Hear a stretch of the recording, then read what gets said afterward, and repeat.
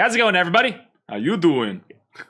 Adrian here with SoCal Viking. Hi. Hey, so you might have seen we've done a first look and a gameplay of Battle for Rokugan, and now we're going to go ahead and review it now that we've actually played it. Yeah, it's going to be fun. Hopefully you enjoy. Yeah. So let's go ahead and start with you, Hadrian. Let's hear some of your thoughts real quick. Yeah, so I've only played it the one time that we did for the video. I know you played it a few more times than I have, but as far as first impressions go for this game, I really liked it. I really like the little bluff mechanic that you have in the game where you're going to randomly draw your little army cards, not cards, the tokens.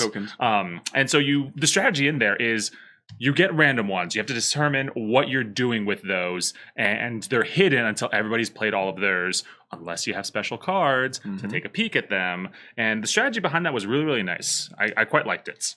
So speaking of those special cards, he's talking about the first player token, which you had a lot. Yeah, I did. I was going first a lot. Pretty much other than the first turn, he had this ability. And allowed him to look at it and then take that token and either give it back to me, get it off that board, or you can use it on yourself, which is actually the cooler way to use it, in my opinion. One thing I'm curious about, we played a 1v1 game in our video.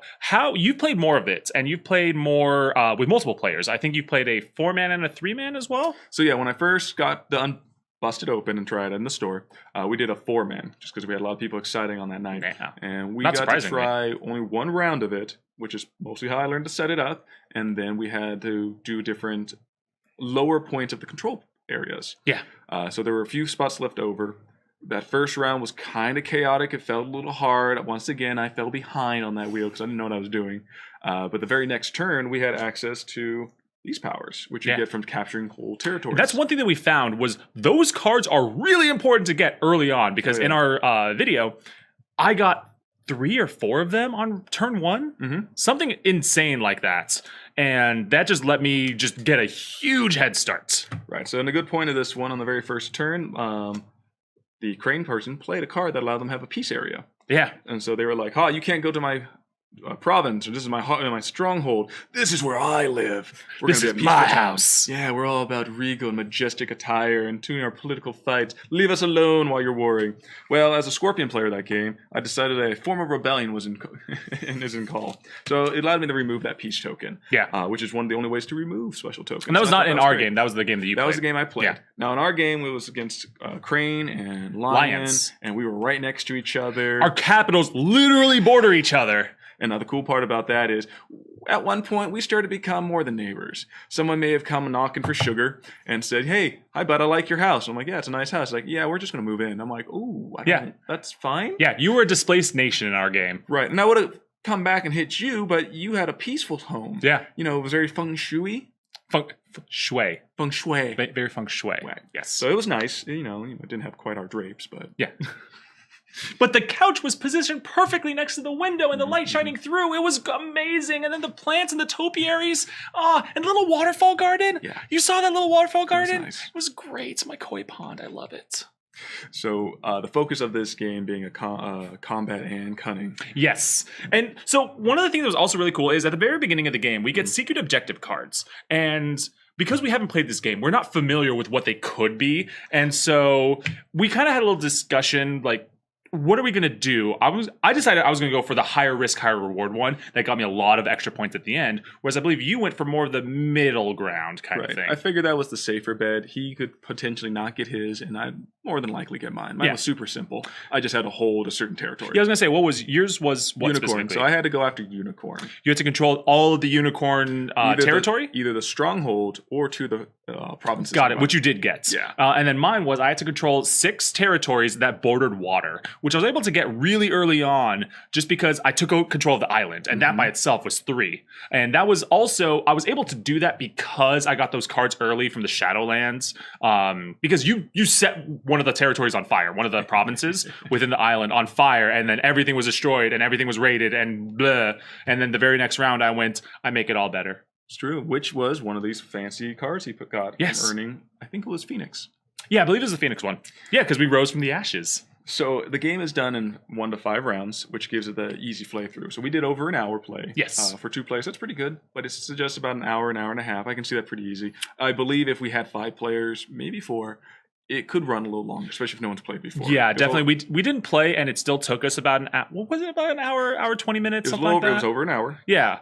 But that's even with us learning the game. Yeah. So that did, like, once you've played one round, you get it. It's one of those kinds of games where you try it once, you got it right once, and we're good.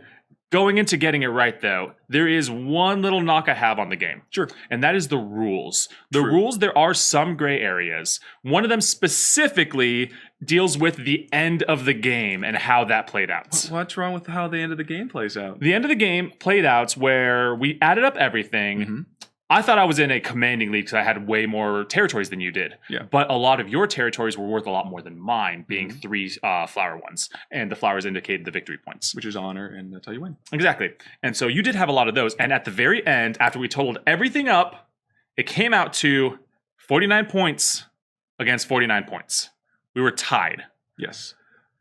But there's a big but here. Yes, my butt. The Crane clan specifically has a special rule that says when you are tied, you win instead. So my question is, what does that apply to? It's very loose. Super open. Exactly. So, and in the rulebook, it doesn't explain what you do at the end of the game if there is a tie. Yeah, so we kind of just decided that I let you decide that applied. That's a win. I didn't lose. We tied. Well, okay, you don't have to be a loser. No, but I'm definitely a winner. You won the tie. Oh, we were tied. Oh, okay. We were tied. It's okay. We were tied.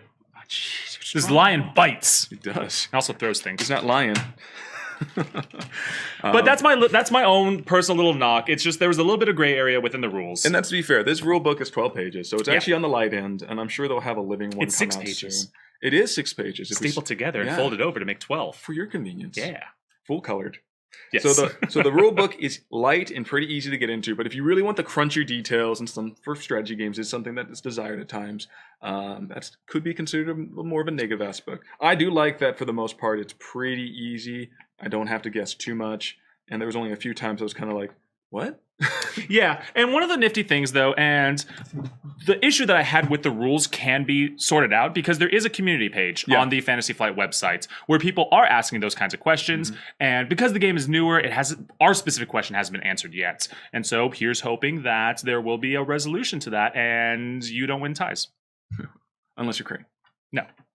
So that tie is too big to just automatically win. Some of the biggest review stuff on Pro side for sure is beautiful art on all the little daimyo screens. I love the giant mon, making it very clear that it is used to kind of. What do you call it? A mon. A mon? It's like a symbol or your heraldry. Oh, okay. So MON, mon.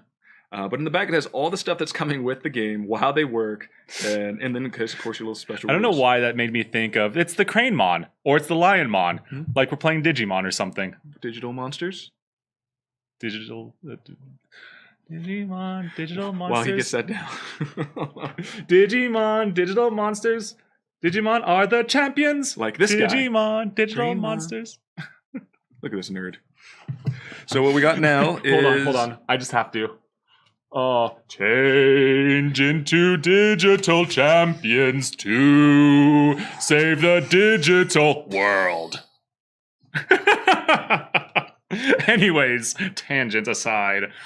Yes, the artwork is amazing. The board itself is really cool. Yeah, it's a 3x2. Yeah. And let's see if this is actually feasible for me to go ahead and do. Maybe with some help. But, yeah. That's a big board. Very colorful, hard plastic, all shiny. Cardboard. Is it cardboard? It's like layered cardboard. Okay. Yeah. And so what's also really nifty, you have all the little markers for where things are supposed to go. So you have your turn tracker right here, where the cards go for the non-clan specific cards, and then all the clan specific cards over there. Yeah. And then, it's pretty sweet. Give it a big folds thumbs up up. really easily. Fits into these smaller boxes. Yes. Now, I guess the most important stuff people are asking, or will be asking, is replay value. Yes. And cost for value. Yes, there's definitely, the replay value is definitely there because all of the cards that we put onto the board for all the specific clans, as well as all the other parts, the Shadowlands and the Island and the whatever the other one was. These ones, There's 2 of each of them. And so you shuffle 2 cards, you randomly determine which one of them is going to go onto the board. So you're going to get a random assortment of 11 cards every single time because you have 7 clans and then 4 total of the other provinces. Neutral areas. Neutral areas, yes. The Shadowlands, the island, and then the other one that's on the coast there. There are 2 Shadowlands. Yeah. Yes, yeah, that's one of the cool things. The Shadowlands tend to be really, really strong, but controlling the Shadowlands doesn't get you anything at the end of the game. So you need to really, really make sure that when you have the Shadowlands, you get that card and you use it immediately. Because if you don't use it and somebody else takes over the Shadowlands, they're going to get that card from you. Right. And it doesn't hurt once you've used these cards. You can leave. Yeah, exactly. But all the cards are one-time use. That's one of the important aspects of that. It's if you get them, you're kind of really incentivized to use them right away, because otherwise somebody can invade and take it right away from you, and then they use it and you never got a chance. And that's one of the ones I think is a little weird, because sometimes I guess you may not want to use them. Yeah. But for the most part, you want to use them. So if you get them the first turn... And that kind of goes into how solvable this game is, because if you play a bunch of times and you now know what are the 2 options if I have this crab territory, then you kind of know, well, I know it could either be this or it could be this. So if it is this and I take it over right now, can I actually use that card? I don't know. Can you? But if I had to choose, I think this game's going to excel from 4 and up. 4 to 5 players. Yeah, that's one thing I want. I'm definitely curious to check the Board Game Geek page on it, because they'll have a recommendation, like recommended player counts. And I'm interested in seeing which one it is. I'm guessing it's probably going to be 3. I don't know. Well, currently, because I've checked it this morning. It's actually convenience. It's one of the few pages that doesn't have a lot of information on it right now. It's got a few little form stuff, but no suggestion of how many players, no rating yet either. But it is on one of their like number 1 or number 2 like hot item right now. Ooh, so I'm like, okay, you say so, geeks. Yeah, I will definitely say I did have those little negative things. I'll play this game again. I really like this game. Yeah, there's a good chance we'll be playing it later today, because we have it open, ready to go. So if you are a big fan of the Legend of the Five Rings games, the setting, or Fantasy Flight products in general, we definitely give this one a good thumbs up. And the only other feedback I have for it is similar to the Game of Thrones version of this. So if you really want to sell your friends on it, that's a great way to start. Yeah, especially if you played that game before, you know kind of what's in store for you as well. And faster. Definitely much faster. Also, remember, get little plastic baggies. This is a Fantasy Flight game. Yeah, all the plastic baggies and sleeves, 2 green. Yes, it's 2 green. Actually, that's a good thing to note. On the back of the box, it's going to tell you that you're going to need 1 pack of green sleeves and 1 pack of yellow sleeves. I'm talking about not the color of the sleeves themselves, but the little color indicator that Fantasy Flight uses for their sleeves. That is a lie, unfortunately. This game requires 2 green sleeves. And it's correct on the rule book, but not on the back of the box itself. Because if you look, there are no little cards. All the cards in this set are this size. So about as tall as a standard American card size, but thinner. Yeah, and they also work for penny sleeves if you really had to. Yeah, if push came to shove, you could put penny sleeves. They'd be very, very wide inside of them. Yeah. But, yeah. So, to each your own, but you have plenty of times. Besides all that, I think the only thing else I want to show off... That's it, actually. I don't think we have anything else. No, we've gone over everything. That's all the stuff's in it. Yeah. So hope you guys enjoyed. And gals.